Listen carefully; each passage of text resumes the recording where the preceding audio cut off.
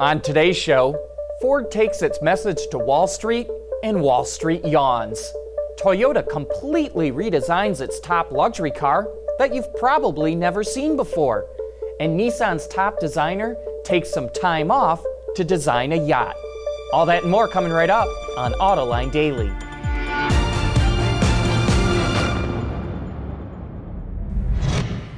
This is Autoline Daily, the show dedicated to enthusiasts of the automotive industry. With so much conflict between Republicans and Democrats these days, it's nice to see some bipartisan cooperation. The Detroit Free Press reports that the Senate Commerce, Science and Transportation Committee just unanimously approved legislation for self-driving cars. It authorizes automakers to sell up to 80,000 autonomous vehicles within 3 years, which are exempt from current safety standards. In order to avoid a patchwork of regulations, the bill prohibits states from setting their own rules. Safety advocates aren't happy with the legislation. They say it's not strict enough. The bill still needs full Senate approval, and it differs from the one the House of Representatives passed last month. So expect to see some changes before a final bill is sent to the President to sign into law. Yesterday, Ford's new CEO, Jim Hackett, laid out his vision to Wall Street analysts of how he plans to take the company into the future. But the analysts could barely stifle their yawns. According to Bloomberg, analysts feel the presentation was skimpy on details. And they're interpreting that to mean that Ford has not fully figured out what it's going to do. Hackett also declined to provide any guidance on the company's profits for next year, and the analysts did not like that either. An automotive upholstery company is making a pretty bold claim for why it had to file for bankruptcy. Michigan-based GST Auto Leather says the rise of ride-sharing services like Uber and Lyft have cut demand for new cars equipped with leather seats. But it seems like GST is making up excuses for why it went bankrupt. We checked out Ward's Auto database, and it shows that demand for leather seats is strong and growing stronger. Roughly half of all new cars and trucks now come with leather seats. Speaking of seat covers, Chevrolet is working to make its fabrics more durable, maybe with an eye toward the future when ride-sharing is more common. While designing the interior for the 2018 Equinox, Chevy turned to Instagram and other social media outlets to monitor color and fabric trends, as well as common consumer problems. It came up with a denim-like material that wears better and is easier to clean. And it developed leather covers with a new treatment that resists staining and scuffing. They even developed new patterns that help hide stains. You'd think that the most luxurious car that Toyota makes would carry a Lexus badge. Coming up next, we'll tell you about the new Toyota Century. Autoline Daily is brought to you by Bridgestone Tires, your journey, our passion. Dow Automotive Systems, advanced materials that deliver better results. Lear, a global leader in automotive seating and electrical systems.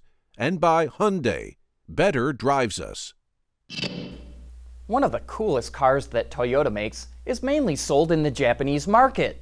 Here's the brand new Toyota Century, a car specifically designed for chauffeured heads of state, top corporate executives, or anyone else that wants to look rich and powerful. It was first introduced in 1967, and this is only the third generation of the car. Looking a lot like a Rolls-Royce with a toned-down grille, the newest Century is longer, with a bigger rear door opening and a flatter floor. It's also a hybrid, with its 5-liter V8, assisted by a 2-stage electric motor and a nickel-metal hydride battery pack. It's priced at about $120,000. Well, people increasingly want their cars connected to all the other things they do, and that's why Nissan and BMW are making their vehicles compatible with Amazon Alexa. On the Nissan side, the feature will be available later this month to owners of certain 2016, 2017, and 2018 model year vehicles equipped with Nissan Connect services. It will be added to other models in the future as well. Owners will be able to perform simple tasks like locking and unlocking the doors or remotely starting the car with Alexa. BMW, on the other hand, will integrate Alexa into all of its vehicles, including Mini, starting in mid-2018.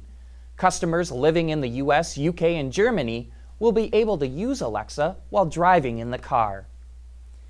We know a lot of Autoline Daily viewers are in product development, and we love showing you engineering details on new cars. And this item really caught our eye on the new Honda Accord. Check out this noise attenuator that Honda is attaching to the inside of the wheels.